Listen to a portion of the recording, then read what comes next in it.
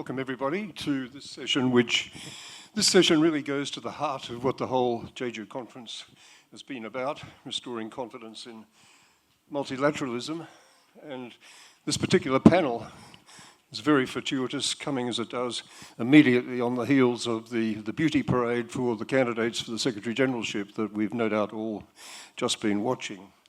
So the role of the forum, as I've said previously, is not simply to identify and admire problems, but to try and really focus hard on the solutions. And there really are a whole variety of very serious problems that the multilateral system confronts and the United Nations in particular confronts. And I don't think I need to spend any time spelling them out.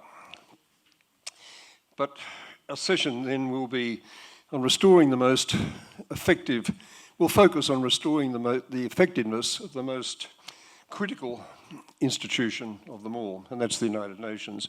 And among the questions I would like us to be addressing in this session, and like our panel to be addressing, are these.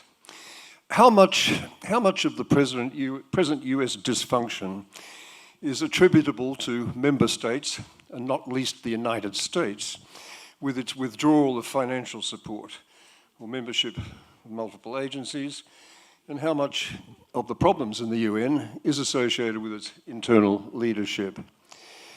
Do alternative peace and security mechanisms like Trump's Board of Deputies in Gaza represent any kind of constructive innovation, or are they simply a distraction? Do they risk further fragmentation of the international system?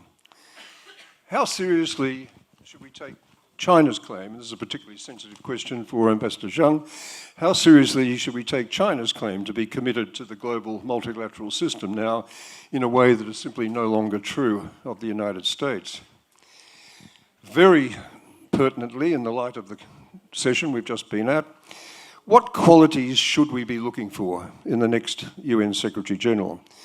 And how many of those qualities do we think were actually on display in the personalities that we saw lined up and answering questions just a few minutes ago? And I'll be asking our panel a little later on in the discussion to perhaps cast a thought or two in that direction.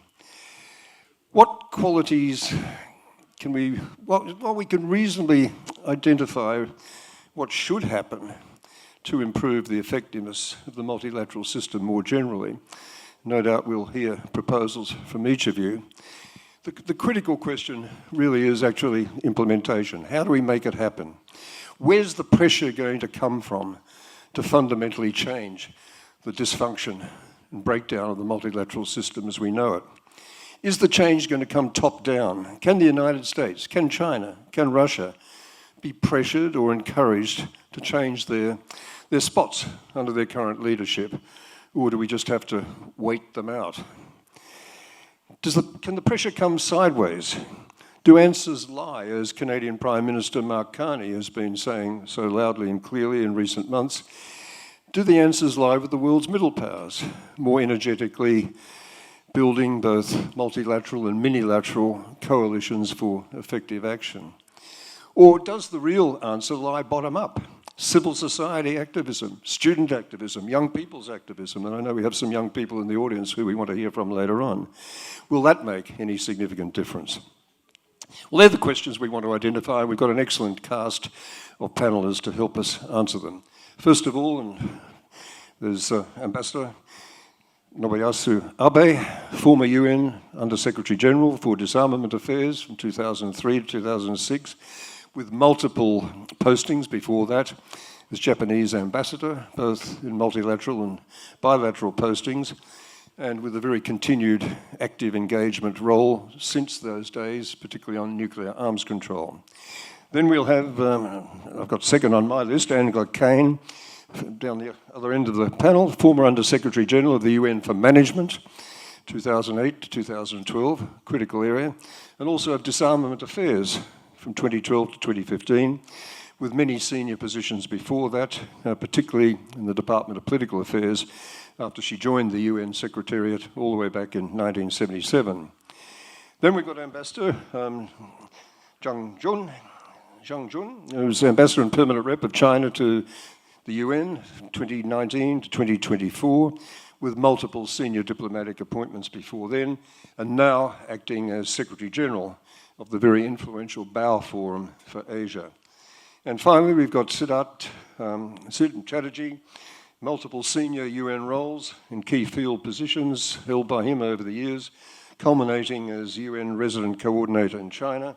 Currently now, Sid is CEO of Global Neighbours, which is an organisation focusing on building dialogue bridges between Asia and Europe. We'll begin by asking each of our panellists to make an initial presentation of hopefully no more than absolutely 10 minutes maximum. We'll then perhaps have some follow-on questions to each of them before opening up the floor for Q&A. So let's begin with Abe-san. Nobu, over to you. Thank you. Thank you. Good afternoon. Now, as we see today's world, we see two major affairs involving two superpowers, one in Ukraine and the other in Iran, getting out of hands. While breaches of international law, violation of international humanitarian law, and commission of war crimes are cited, there's no apparent constraints imposed either of the superpowers. How can we impose restraints on them is a great question we are faced with today. The multilateral institutions, such as the United Nations, its Security Council, the International Court of Justice, and International Criminal Court, were established for such purposes. However, the UN Charter gives the resolution adopted in the UN General Assembly only recommendatory power. So General Assembly is not really powerful. The ICJ and the ICC binds only those who have accepted the jurisdiction of the courts. They say, pacta sunt servanda. Unfortunately, as the US withdrew its acceptance of the ICJ compulsory jurisdiction in 1985, it is no longer bound by the decisions of the ICJ. Russia does not accept the compulsory jurisdiction of the ICJ except for specific cases involving, for example, anti-genocide treaty. The Security Council decisions, by virtue of the Article 25 of the UN Charter, oblige all the UN members to observe them. Today, however, as the disputes in the Ukraine and Iran involve the two superpowers, Russia and the US, who have veto powers in the Council, it has become virtually impossible for the Council to take any decision to constrain either Russia or the United States against their will. Time has come for all of us to consider the reform of the Security Council. First, the issue of the membership of the Council. When the UN started in 1945, it had 51 member states. Today, it has 193 member states. The Council's membership was increased from 11 to 15 in 1965, but it remained the same for the 60 years after that. Today, the states in Africa, Asia Pacific, and Latin America are greatly underrepresented. The number of permanent members who can exercise veto powers remains at 5 from the beginning.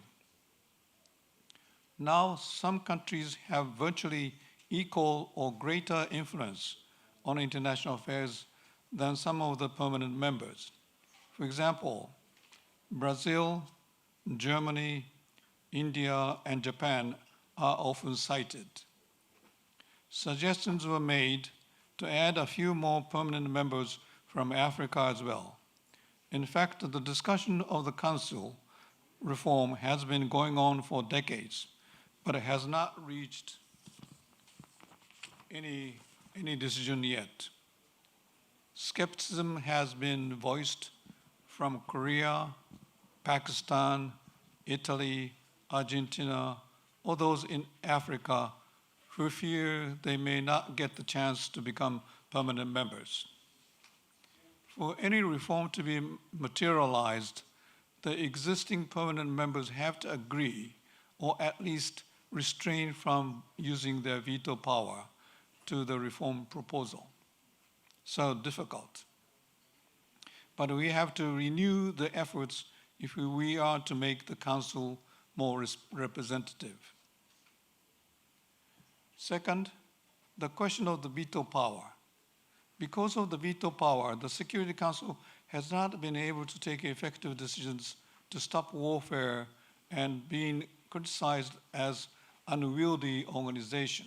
For example, the Council adopted only 2 resolutions about Ukraine since February 2022.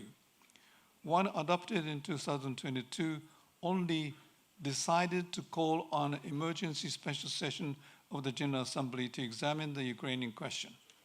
Russia voted against, but the resolution was adopted as it only dealt with the procedural question.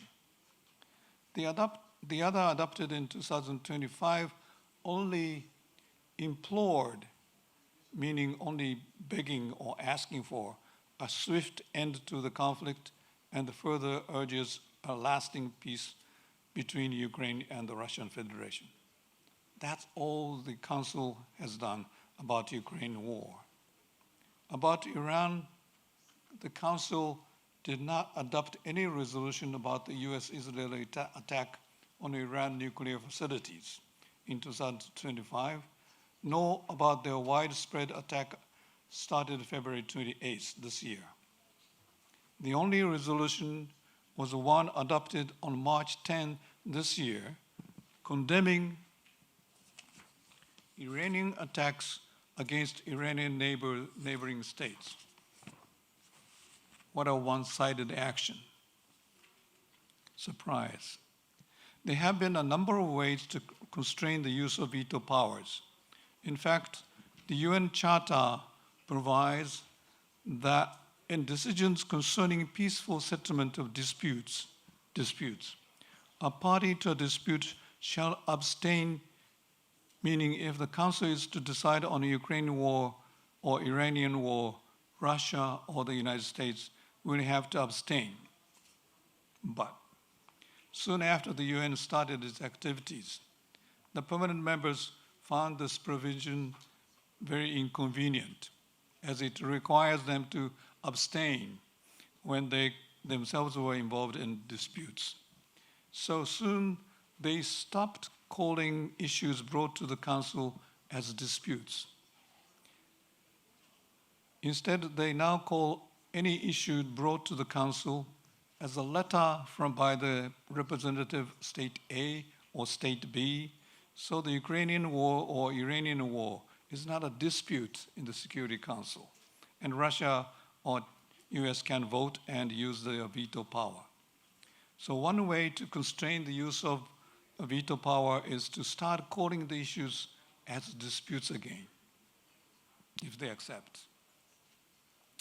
Academically, once an idea was floated. Can you sort of accelerate a bit because you've only got a minute left, 2 minutes left.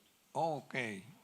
We do want to get all the others in. All right. You can just summarize a bit. Okay. Academically, once there was an idea floated to require at least 2 permanent members to have to veto vote against a decision rather than just 1 permanent member. So an interesting idea.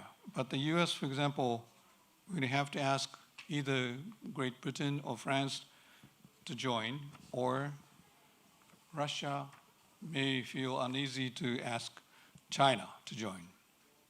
The uneasiness will help restrain their actions. An idea was considering, again, for any change to the UN Charter, all the permanent members have to agree. So it's very difficult. There's a recent idea promoted by France and Mexico to require self-restraint in using veto power when it concerns mass atrocities, genocide, crimes against humanity, or large-scale war crimes. The proposal calls on permanent members to self-declare such self-restraints. So it does not involve an amendment to the UN Charter. There are as many as 118 UN member states supporting this idea. Unfortunately, none of the other permanent members expressed their support. Another idea promoted by the ACT, Accountability, Coherence, and Transparency Group, led by Switzerland and Liechtenstein, is to adopt a code of conduct, pledging not to vote against a credible draft resolution before the Security Council on timely and decisive action to end the commission of genocide, crimes against humanity, or war crimes, or to prevent such crimes. 122 UN member states, including France and Great Britain, now support the idea. All these ideas are worth pursuing, as we cannot afford to keep the Security Council remain idle. So many serious issues around the world, UN Secretary General. I think we'll have to stop there. Okay.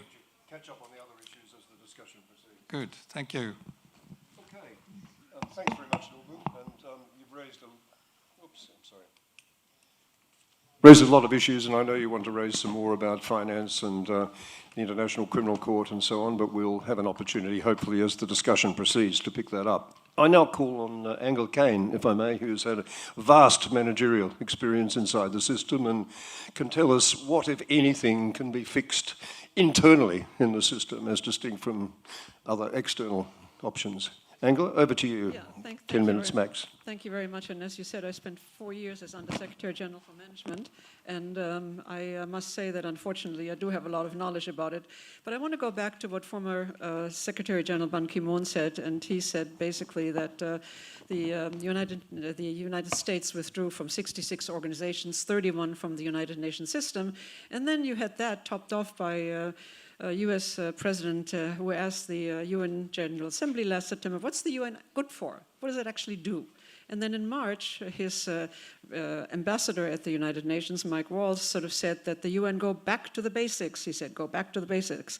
And that meant the mission of peace and security. And what he said is that the budget has quadrupled in 25 years, but not peace and security, not at all. It has gone backward. So what's the UN actually dealing with? And I want to talk a little bit about the budget woes, but also about the possibilities of having actual reform measures. Because in my opinion, now is really the time that you can make reform, because there's more of a reform willingness, because we need to overcome the malaise that we currently are finding ourselves in. And that would actually be a very positive development from the current misadjustments that we have right now. The US accumulated arrears of nearly $4 billion. The annual budget of the UN, the regular budget, is $3.5 billion. $4 billion. It's not the only member state to accumulate arrears, because the late payment in regular budget assessment is actually something that happens every single year. It's supposed to be paid in January, but sometimes it comes in at the end of the year, sometimes it doesn't come in at all. But on the other hand, what is difficult is that by 30 April this year, 107 members of 193 had paid their arrears. But on the other hand, that the late payments by the US and also by China, those two countries pay 42%. The US and China pay 42% of the regular budget of the United Nations. That's an incredibly high amount. But only 6 countries pay nearly 2/3 of the UN regular budget. Again, 6 countries out of 133 pay 2/3 of the UN's regular budget. And that basically means that if one of the larger payers, like the US, can hold the United Nations hostage to the basically financial crisis, and that basically is very difficult to overcome once that starts happening. It had to be the case that they were like landlocked, they were countries that were assessed on the gross national product, and that was basically amended over later years where exemptions were made. So, for example, you could get an exemption for population, large populations, for aridity, for landlocked or island geography. And so 28 states of the UN, and I'm giving you this example because it's really meaningful, 28 states pay the minimum contribution, which is 0.0001%, or it's $31,000 to the UN regular budget per year. Now, how does the UN 80 address this financial issue? Secretary General Guterres has made proposals, and he said, I'm cutting 21% of staff. He's relocating posts to cheaper duty stations, and he has a variety of measures that are kind of rather vaguely formulated, like strengthen services, better coordinate, reconfiguring country teams, reviewing operations, etc., etc. But it's very unclear how actually those formulations will actually be implemented, in what way it will happen. Now, another important issue is the reform of the mandates given by the member states, which does promise efficiency by eliminating and setting sunset clauses. Now, I must tell you that how many mandates has the UN accumulated over the years? It's been over 40,000 mandates over the last 80 years. Many of them remain technically active, but none of them have ever been terminated as such. And so they basically were adopted very often within existing resources, meaning no extra budget. So that's been an overhang that really needs to be eliminated. And then there was a resolution adopted, all wordy 6 pages of it, and the Secretary General has now turned this over to the member states to say, you solve it, you figure out which ones are going to go, which ones are going to continue. Now let me tell you, 20 years ago we had exactly the same exercise in the United Nations, and what was the outcome? We spent months working on it. The outcome was 0. The outcome was that not a single resolution was actually referred to. So what actually can be done? In my opinion, the United Nations has done a really poor job of creating a narrative that is positive. We talked in the previous session with the Secretary General candidates a lot about communication, and I think communication is absolutely key. But on the other hand, much of the blame, there's no value add that is being known about the UN because everything focuses on the peace and security agenda. Not much focuses on the other areas where the UN is really very effective, and that should be underlined. But if the people are happy and the governments are happy with the UN's performance, there's no criticism. But on the other hand, failure as seen in the peace and security work really the deadlock in the Security Council, that's the dominant picture that we see. And so therefore, the failure to reform that is now not happening, or that is happening in a very limited way, can really be attributed to both sides, the UN and the member states. And we hear a lot about the complaints about the high cost of the UN, the duplication, and then again by US Ambassador Mike Waltz, the pampered international civil servants. And so where are the change proposals? We heard already something about a lot of presentation of young people have to get involved. And I think it was Rebecca Greenspan who asked, do you know how many people under 30 work at what's the percentage, people under 30 working for the UN? And she quoted the figure of 4%. And that is absolutely correct, because the average number of the UN employees hovers at around 46 years. That's a very late figure, if you think about it, of an organization that has so many people. There are more than 20% of the workforce aged 55 or over. And that means a wave of requirement in the current years. And my proposition is that rather than eliminating the post, you just basically wait until people retire, because they are retiring in very rapid waves, one after the other, because the number of people who are older are so senior. There are also other aspects that are being covered now, and that is basically something that I think is just basically silly to talk about this, because the UN has been criticized about staff traveling in business class, etc. If you think about the money that it costs, it's absolutely inconsequential, but there are a lot of things that can be happen, not only internally by the UN, but also by the approval of the member states. You have, what we have seen is basically that the US approach to the UN is a tax on these small issues that basically raise the awareness among the people and make it, again, a very negative picture. But there are drivers of organizational cost that actually are very, very substantial, and that basically means, and I'm going to make some suggestions as to what can actually be done, also because of the advances in AI that we have talked about to a great deal. We need to reduce the number of reports requested by member states and the documents issued by them. The Secretariat alone, the UN Secretariat in New York and in Geneva, produces 2,300 pages of documents per day, and they have 1,100 reports per year, but many suffer from low readership. We have to examine the cost of translation of these reports. The UN has 6 official languages, and rather than issuing them in 6 or at times 3 languages, have them translated into 2 working languages. decided by the member states, and that's English and French.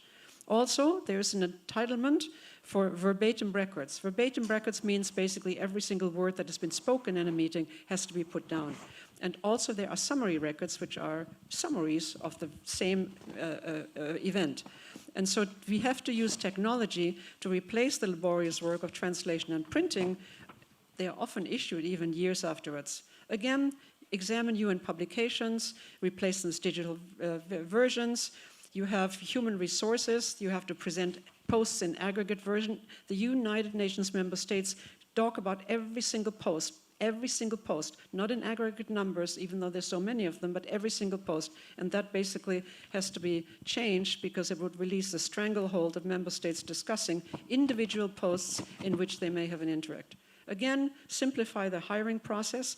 For each post, highly bureaucratic and can take anywhere from 3 to 12 months, sometimes even longer, with multiple layers of panel reviews and budget approvals. I'll give you an example. I tried to reduce the amount of time to advertise it, which is stipulated by member states for 2 months, to reduce it in any case to 6 weeks, because there was a statistical evidence that after about 23 days, we would have practically no more applications, and that was defeated by member states. So there is a lot of issues that can be done actually with the member states, and that have to be, now is the time, as I mentioned, that we have a reform will, and we need to actually execute it, and we need to engage the member states in making it happen in order to have a better outcome for the United Nations in the next term under the Secretary General. Thank you.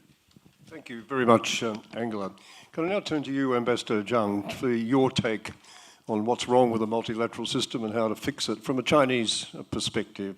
And I am going to put a little bit of heat on you because you are the only permanent rep member here with the veto power and everything goes with it, and have to bear some partial responsibility at least for the paralysis we're seeing in the Security Council. But what's your take on the sort of thing you've heard from Ambassador Abe? What's your take on Angela KANE's description of the internal problems in the system and what can be done to fix them? But over to you in your own words for the first time round. Thank you, Gareth. I think before we go into details about all the basic things, definitely it takes years. You know, I have been working on reform of the United Nations for more than 30 years. Still, you know, things remain unchanged. And I think we do need to go to some fundamental things first. Even though I fully understand that we are not admiring the current situation or the problems.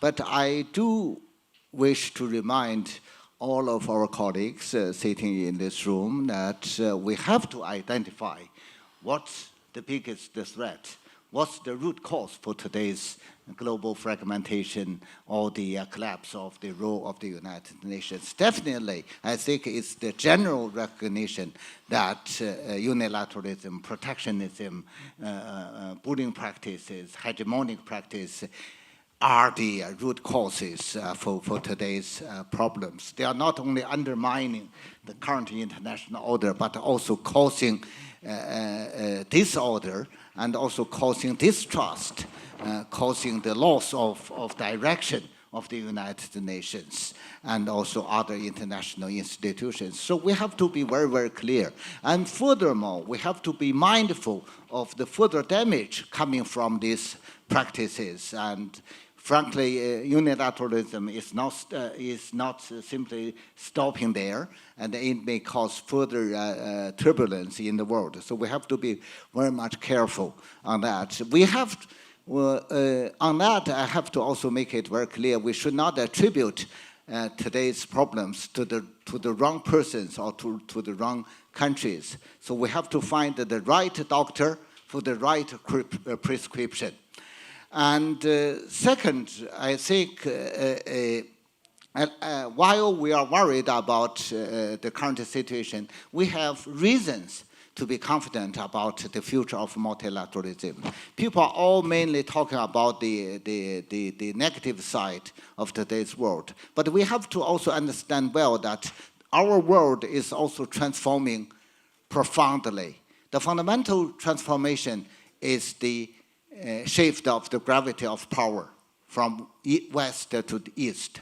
It's the rise of the global south. I think all these things will, and also the further development of multipolarization, all these things will be turning things for better. And we have reason to believe that multilateralism is still there.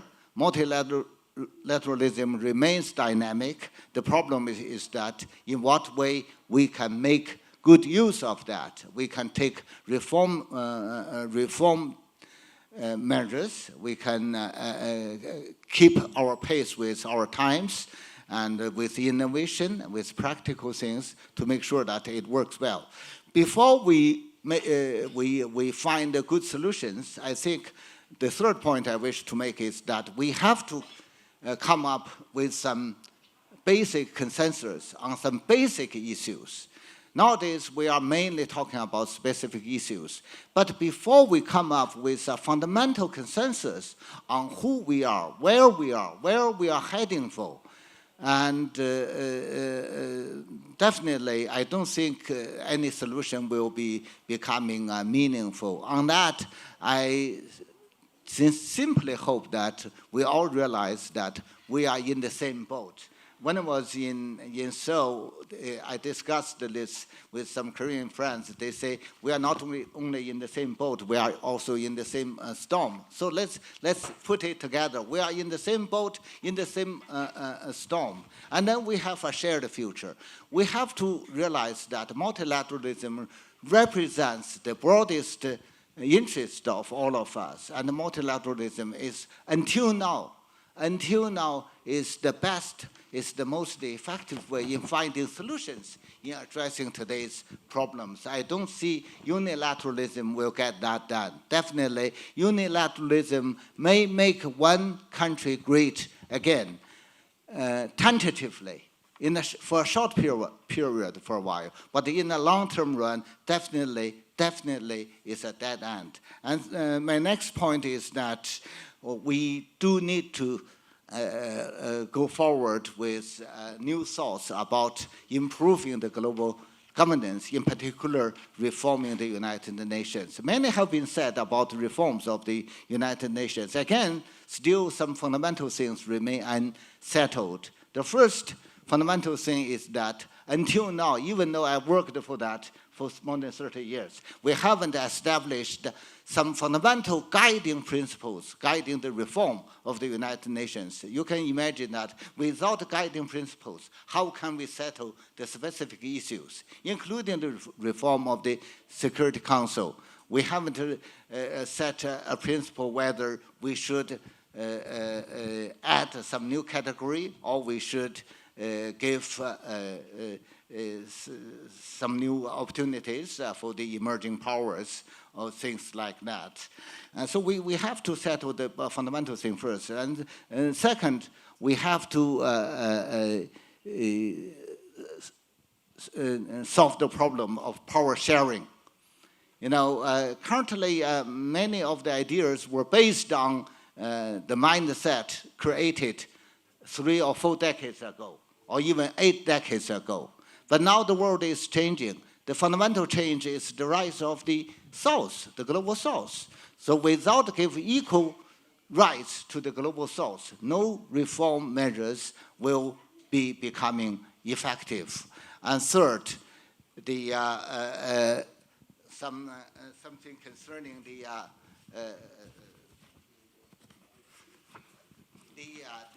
resources allocation.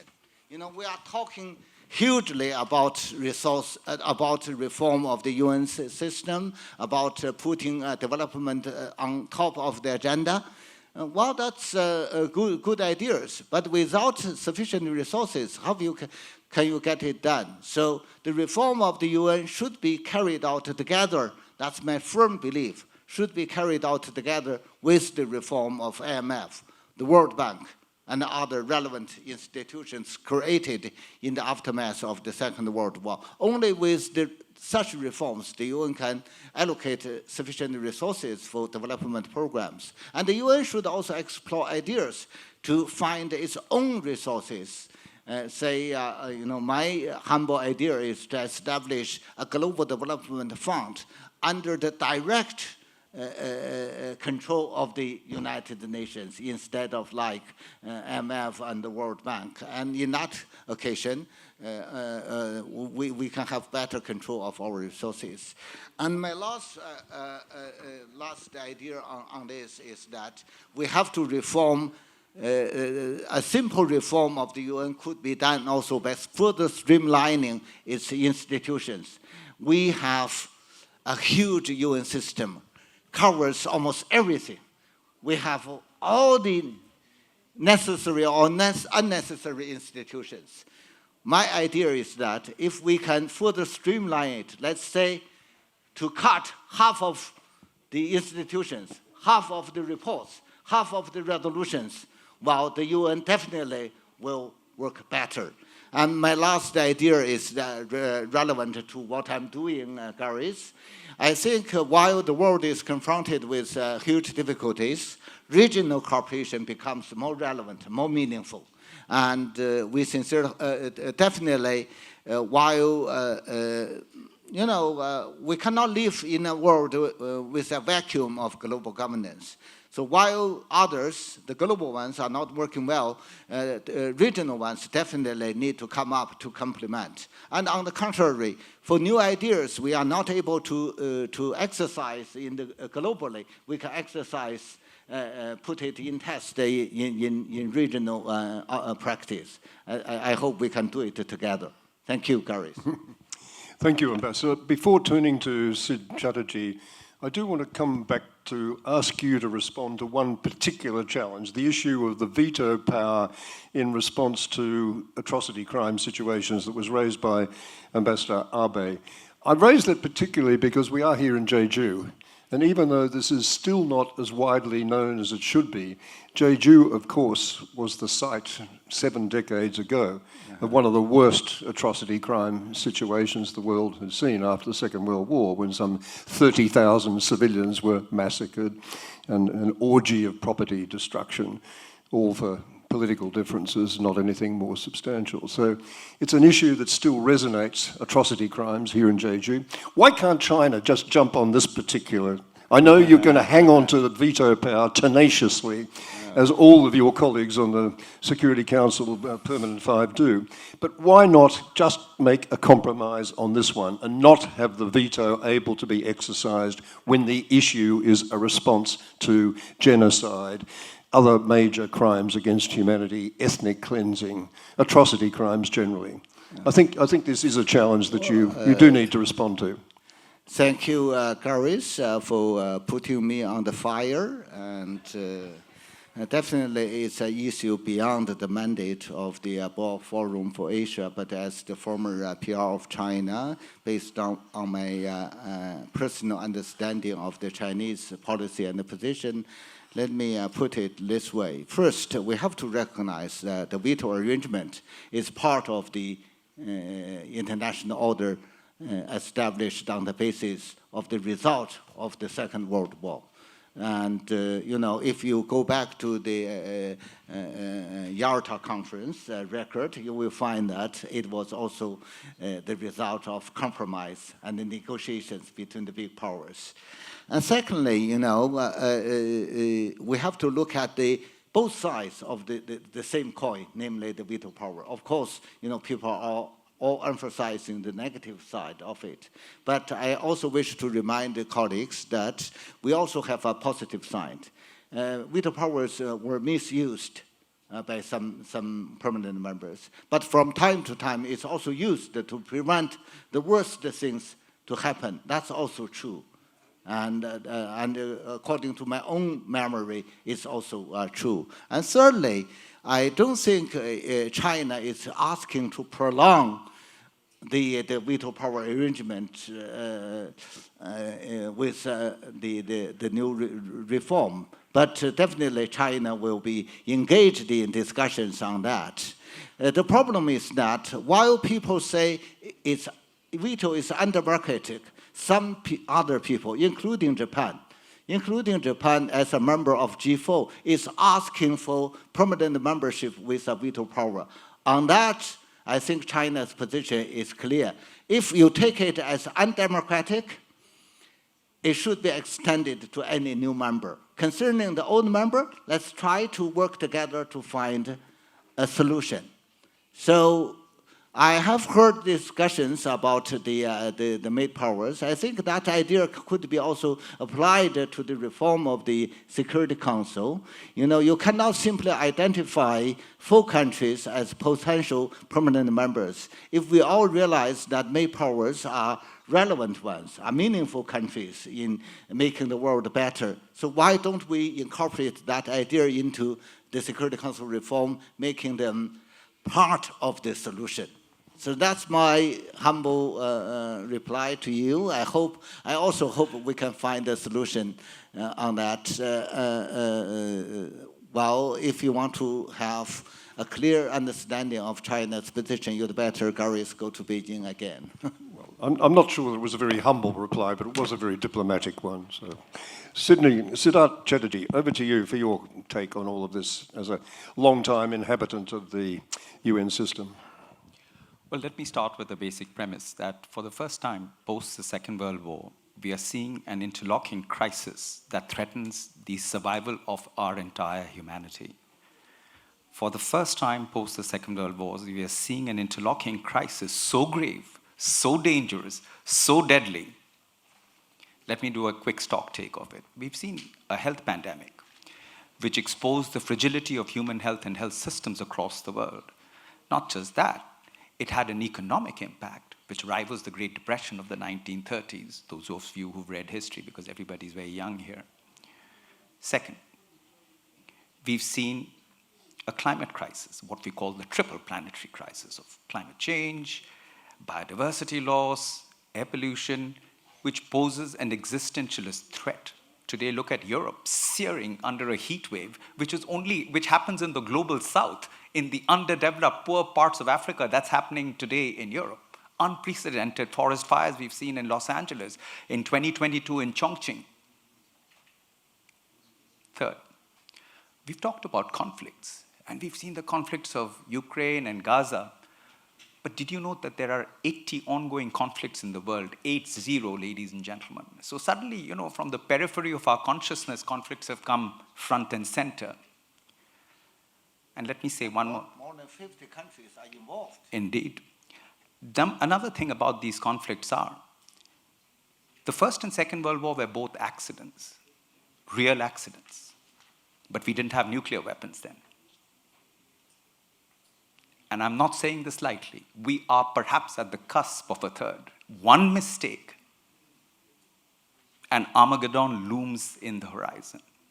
Fourth, rising levels of food insecurity. Today, every day, 800 million people would go to bed hungry. 2.6 billion people are food insecure. 3 billion people cannot even buy healthy food.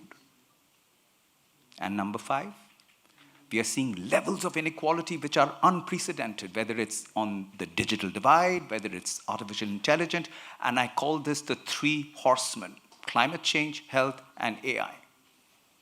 And lastly, post the Second World War, for the first time, we've actually had 150 million people displaced because of poverty, conflict, instability, hunger, deprivation, despondency, poor governance.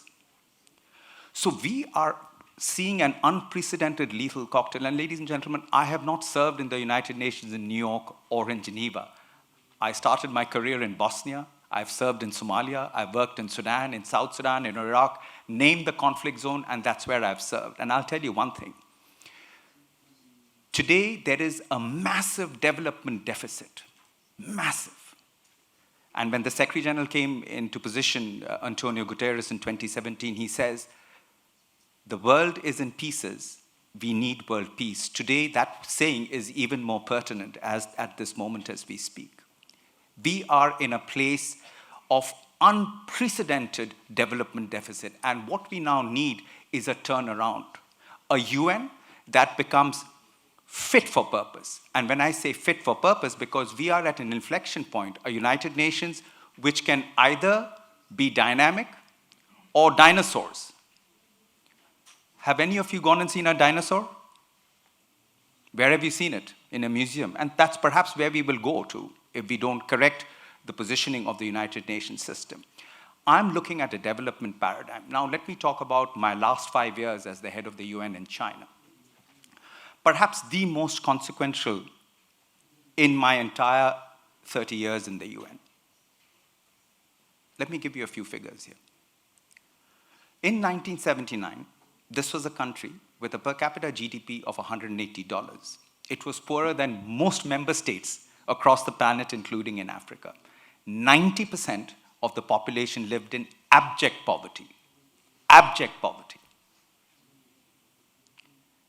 Today, their economy has grown to about $18 trillion. Their per capita GDP is at about $13,000. I have been to 17 provinces of China, and I'll tell you one thing. I have seen people there who have come out of poverty, and what you see in their eyes is the manifestation of dignity. I've seen indignity in South Sudan. I've seen utter hopelessness in Darfur. I've seen pure misery in Somalia. But when there is a development deficit which is addressed, it's an opportunity for change. I'm also the most demarched resident coordinator ever. I had 7 demarches from member states as the UN resident coordinator in China for several issues.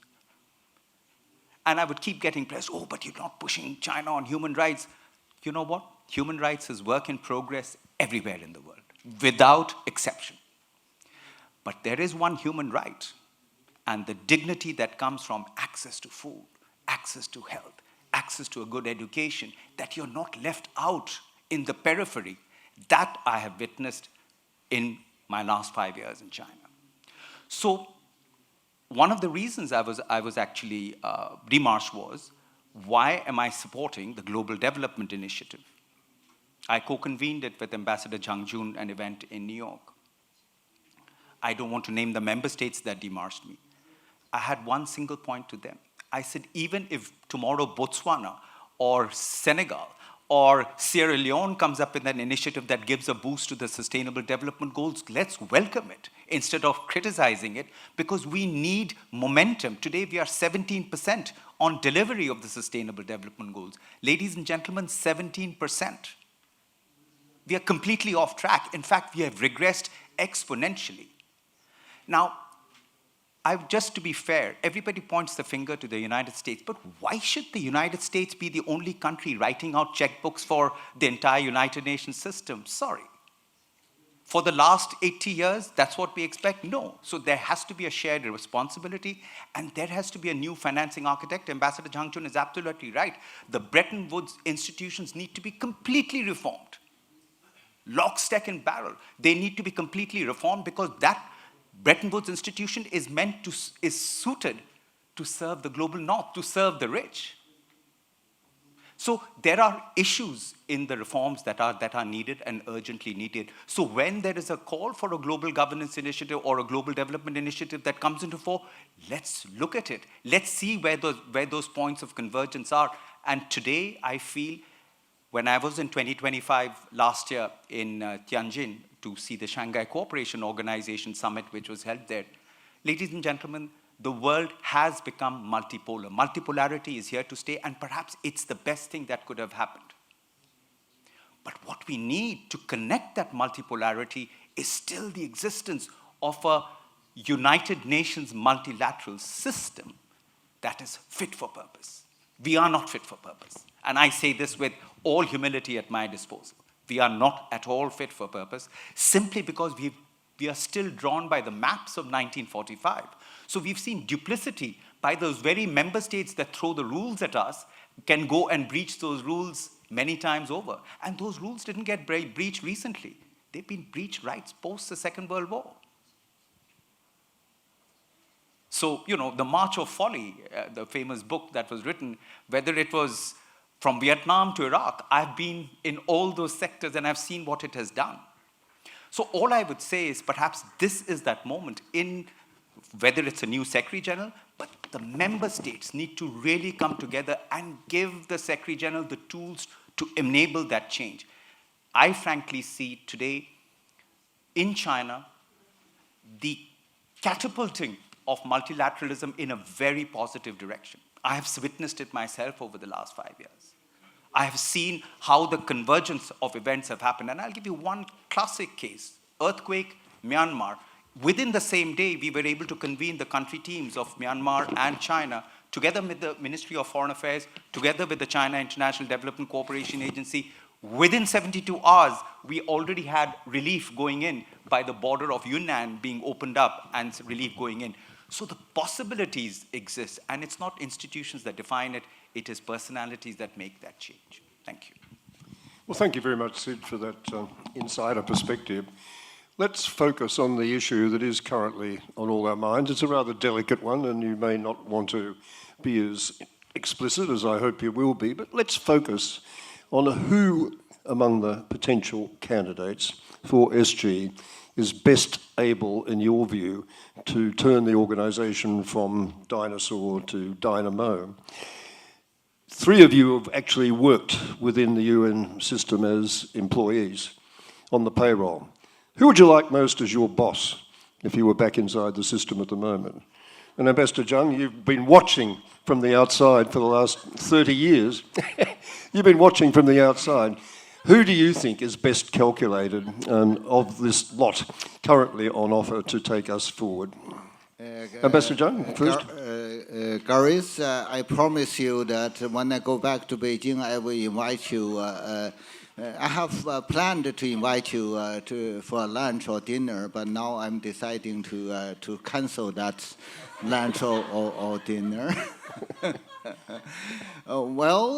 That's again is a very interesting question, but definitely we all want to, including I myself, wants to know the results.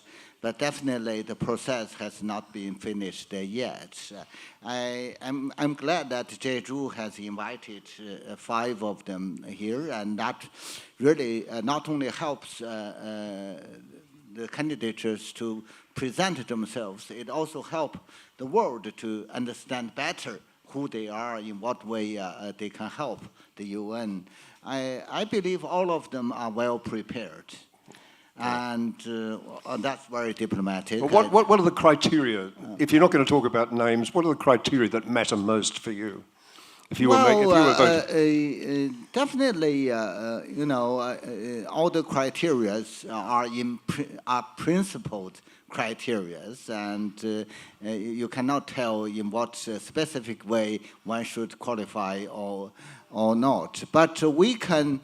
I think the biggest criteria is that in comparison with some other of their predecessors, and this is the most challenging area, and it's the most challenging time. And I don't think for any of them the future job will be an easy one. So I wish them good luck. Angela, would you like to chance your arm on this one? You know, this is really unfair to ask someone, who is the better of the candidates that to present it to themselves today. Let me say a general point, and I must say that in my long experience, and I've worked with every single Secretary General who has been around in my time, but it really makes a big difference if the person already knows the system. And I don't say that lightly. For example, if you come to the Security Council we've talked a lot about, you have the possibility for 3 months prior to assuming your seat in the Security Council to actually witness what's happening. That possibility does not exist for the Secretary General. So if it's someone who has been affiliated somehow with the UN but has not been inside the UN, it makes it very, very challenging. And the other problem that I foresee is that if you have someone coming in, every single Secretary General I've seen come in wants to have a reform proposal. Not only one, but several ones, because they want to leave a legacy also. We want to change. And this is particularly challenging now. I think that we've asked already, or some people have asked already about what is your reform proposals? And I find that the answers have not all been very satisfactory, to be honest with you. I mean, yes, we want to improve the peace, or we want to improve relations with the Security Council. But on the other hand, what right now you need, in my opinion, is to create trust. And that trust has to be earned also in many ways. But on the other hand, you can also create trust by actually making proposals and seeing what is possible. I agree with Ambassador ZHANG, who sort of said some of the institutions that have been added on over the years, and there's never been anyone taken one back except when UN Women was created. They had a very small UNIFEM research area that had like maybe 20 people, and they merged it into UN Women. That was the big reform proposal. That isn't very big, but on the other hand, now a reform proposal is to merge UNFPA and UN Women. But there are a number of, and I don't want to name them specifically, but there are a number of organizations that really can be merged very easily because they have overlapping mandates galore, and that needs to be done. So I would like to see the Secretary General come out, but also maybe open up that discussion already, and whether that is happening with the member states, I don't know. I would hope so.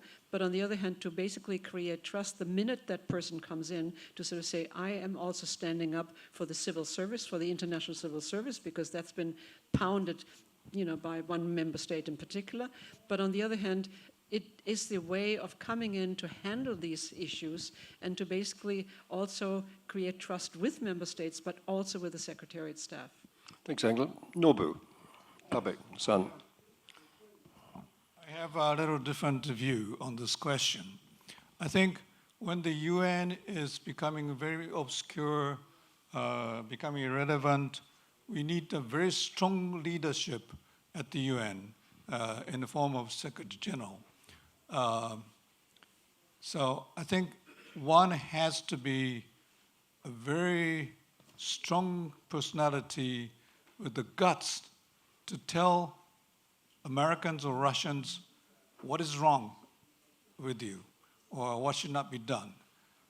I think it has to be that kind of personality. The Secretary General usually make very balanced, opaque statements prepared by the assistants. I think that's not good.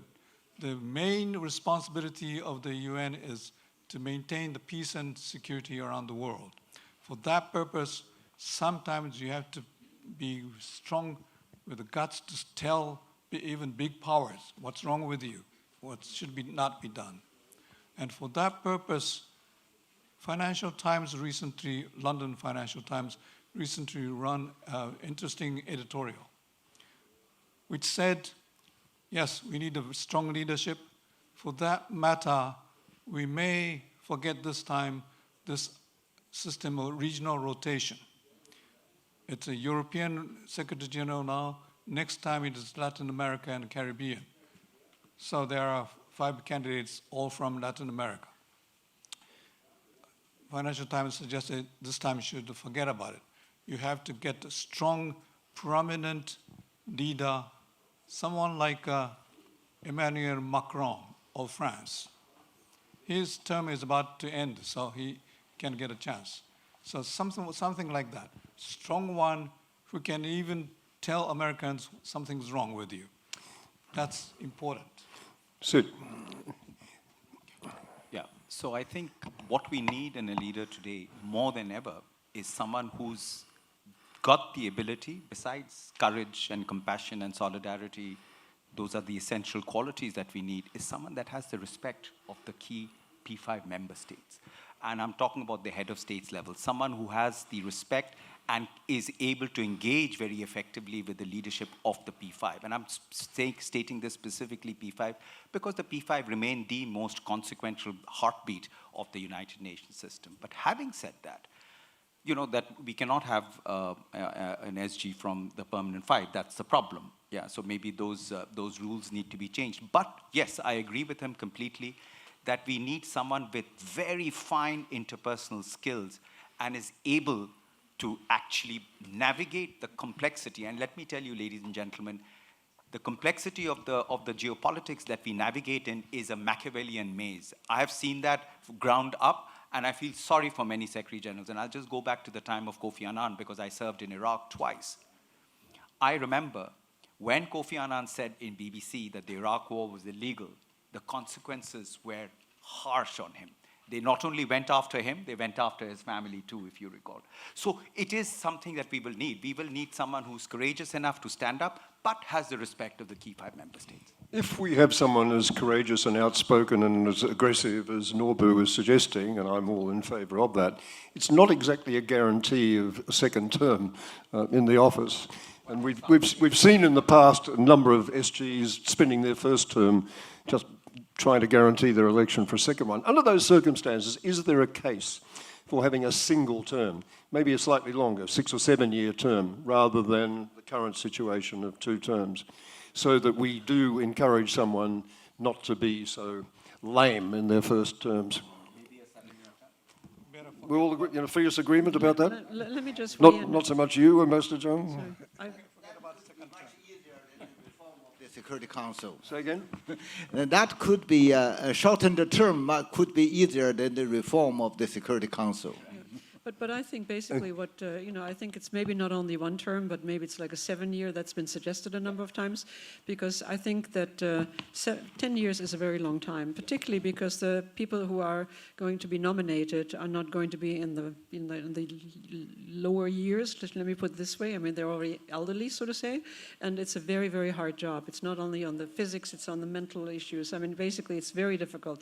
And I actually talked to one of the candidates, and I can say that and I recommended that the person say right away, I will only run for 1 term. And I thought that that was really something that might also be an incentive for member states to actually vote for that person. Again, it's the P5, of course, who take the decision. But on the other hand, I agree with Sid when he says it's really important to get along with the P5, because I served in the Boutros-Ghali cabinet for 4 years, and I have seen exactly what was happening there, because that was when it was like former Yugoslavia, which is where you also served, Sid. So this is something where if you do not get along with the P5, your term is over. You're going to be invisible for the rest, and you're certainly never going to be re-elected. I want to allow plenty of time for questions from the floor, so start thinking about them now. But just one more question to the panel as a whole. It was the issue of funding that was raised, I think, particularly by you, Sid. Is there a case for the middle powers putting their money where their mouth has been so often recently and stepping up their contribution and not relying so much as we have traditionally on the United States? In recent times, China has been more generous than it has been in the past, but arguably capable of being rather more, but certainly it would seem to be the case that under the existing formula, there's an awful lot of countries paying less than they could and arguably should be to keep the system going. So do any of you have views that you want to pursue further on that subject? Yeah, I think the entire funding architecture of the United Nations needs to go through a dramatic transformation. We need other players on the table. Gareth, we are living in a $110 trillion economy, $110 trillion, and we are talking about $4 trillion needed for the Sustainable Development Goals year on year. The problem is we've not made it bankable. We've not been very smart in making it bankable. And why should China also be paying up that much?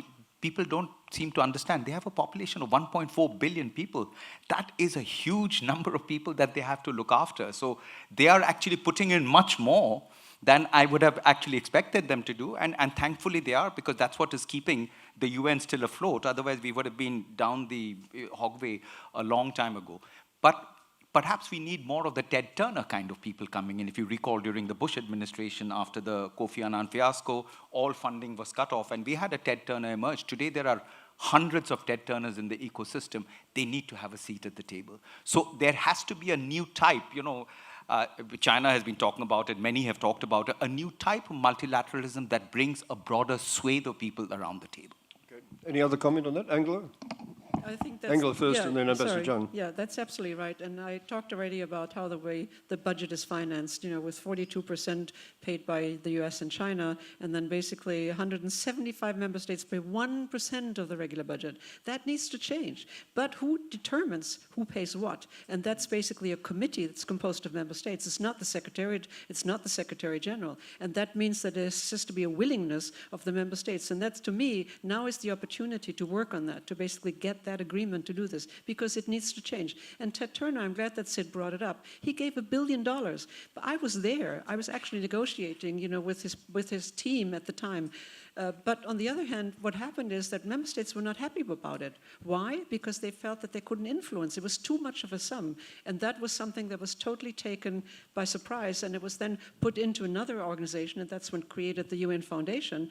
But on the other hand, now with all of this possibility of having huge amounts of money that could be given to the United Nations, but by private benefactors, for example. But I don't see it happening unless member states agree. It's an organization of sovereign countries, and they may not like that fact, where it comes from, because where are all the millionaires or billionaires, or now no longer trillionaire Elon Musk, but still, where is it coming from? Ambassador Zhang? Yeah, indeed, Gareth, I think you have really raised an idea deserves very, very careful consideration. Actually, that has been discussed from time to time around UN ambassadors. I hope that with the together with other pressing issues, this could be also settled. It will be very much helpful if we find some new formula. First, it will help the UN a lot to shoot the financial crisis problem. Every year the Secretary General will make several announcements about their financial crisis within the UN system. And secondly, it will help to avoid making the contribution, frankly, a weapon against the UN. I'm not mentioning the name of any country, but you know what's happening there. And Angela has mentioned that China, US together contribute altogether more than 42%. For China itself, it's for the regular budget, it's 20%. More than 20%, and for peacekeeping assessment, it's around 24%, altogether around $2 billion US. Well, frankly, China is always taken as the second largest contributor, but actually, without the due payment from the US, China is in reality the #1 contributor. So I'm not saying that China will not pay it someday in the future, but if other maid powers, you call them maid powers, and they are mainly developed countries, if they can come up with their responsibilities in sharing the burden, that will be very much helpful. But of course, we have to always give special consideration to those least developing countries. They are, whatever happens in the world, they are still the weakest. Okay, we've only got, I thought we had a full 10 minutes, but maybe a little less for questions. Microphones available? Who's got a question? Yep. Second back row. Oh, okay. Thank you very much. My name is Patrick Pungsel and I work for the Open Society Foundations. On the proposal from France and Mexico, was it, to have the veto suspended for issues of crimes against humanity and genocide, I like the idea in principle, but I'm thinking about how it would work in practice. Who would actually determine when a genocide is happening or when crimes against humanity are happening? Because I can't really think of an apolitical instance of one of those kinds of atrocity crimes happening. So how would that be determined, and would the Security Council P5 actually have a veto power on whether something is called a genocide or not? Nobuyasu, would you like to respond quickly to that? I think a good part of that proposal is it's a sort of declaration of self-restraint. So it's not a rejection of veto power or anything. And therefore, it's sort of voluntary declaration. Therefore, the definition of genocide perhaps may be done by the other bodies, like ICJ or somebody else. So it doesn't have to be determined by the Security Council. ICJ procedures take years and years and years. How would you actually address an ongoing genocide? Yeah, the issue of genocide and the G word and the legal definition is an endlessly controversial one. My view, having been involved in this personally for years, is forget the G word, just talk about mass atrocity crimes.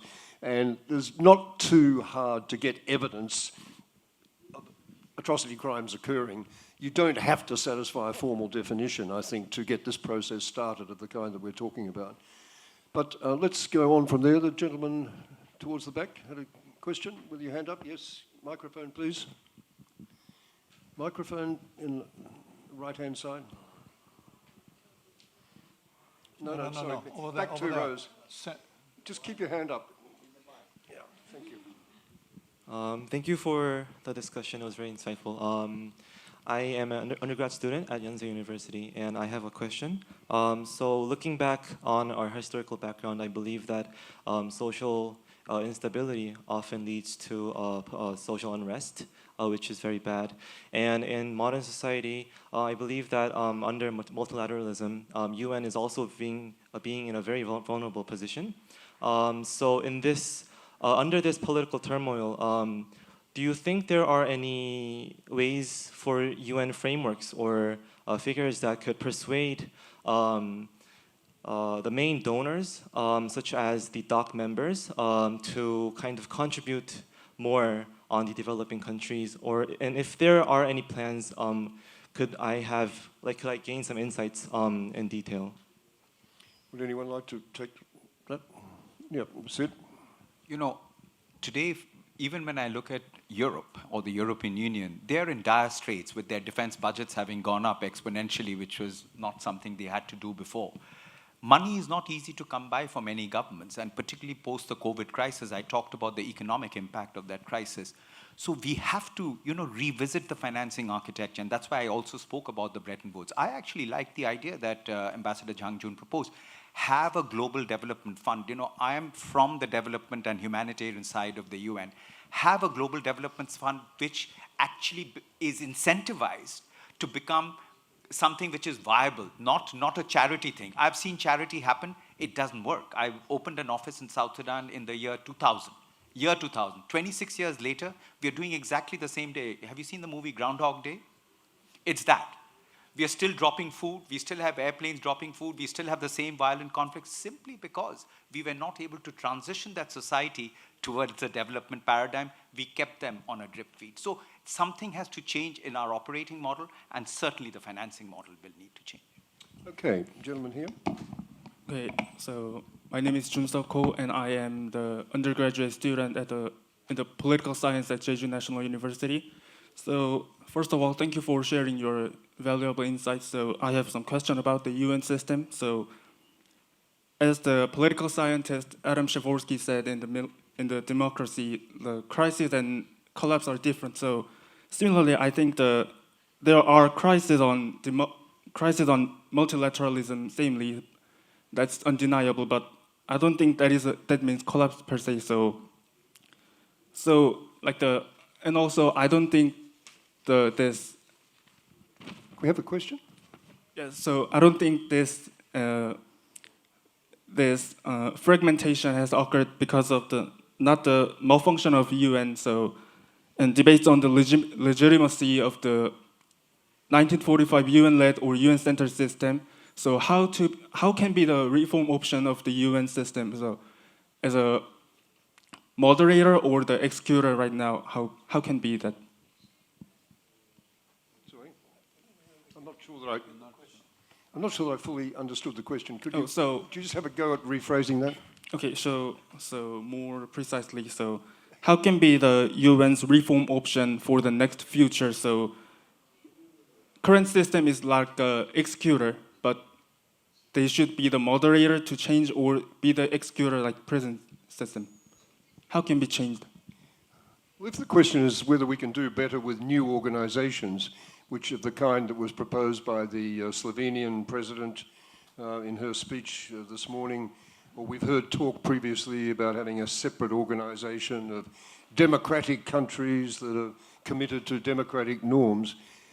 My own view, and I don't know the view of the other panel, is that that's chasing a will-o'-the-wisp to think that there are alternatives institutionally to the present universal organization that we have for all its problems, and they are very real, and a lot of them are concentrated in the system that we inherited from 45 with the veto powers and so on. For all the problems of reforming and changing the system, I think that the truth of the matter is we just have to work very, very hard at making it better rather than chasing the dream of alternatives, because self-selecting groups of countries are just not going to have the same credibility across the whole multilateral universe that we need if we're going to get big things done. One more question, if we have one desperately urgently, and then we'll wrap up. Towards the back there, yeah.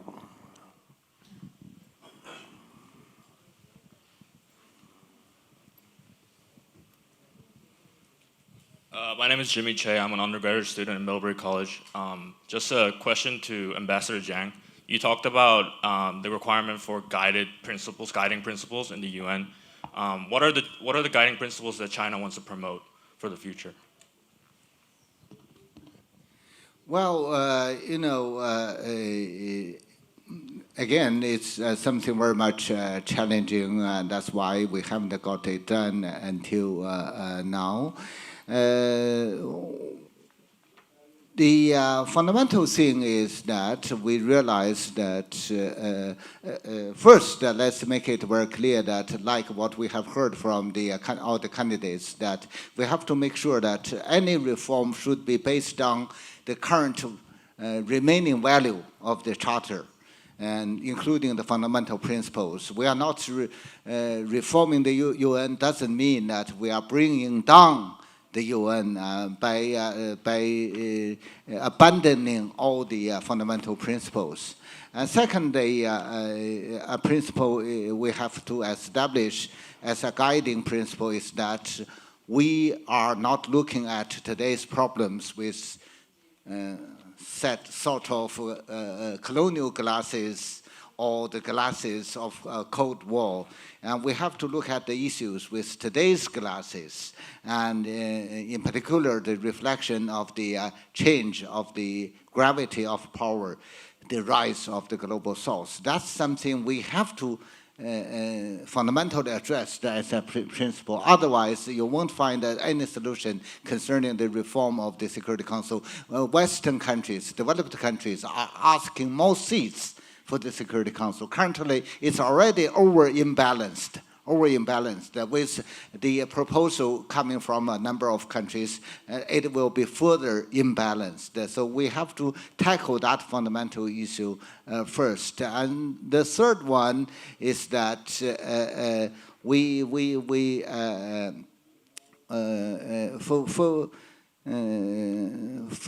for the UN, we have to understand well that there is no UN beyond member states. There should be no separate discussions concerning the reform, separating the UN from member states. And without member states, UN will not live in vacuum. So we have to discuss this issue together with the responsibilities. Member states, as a UN member, they have to honor their commitment, their minimum commitment. Their minimum commitment is the payment of their contributions. So all these things, we have to, in our discussions, we may say, okay, we agree with each other and we disagree on certain things, let's move forward. But if you do not write down all the principles, and to be guided in the specific discussions, you will never go anywhere. Okay, well, we haven't solved all the UN's problems, but we've certainly heard some fascinating solutions and lots of food for further thought, for further discussion. So please join with me now in thanking our panelists. I thank Gareth, and I can promise you the lunch is still there.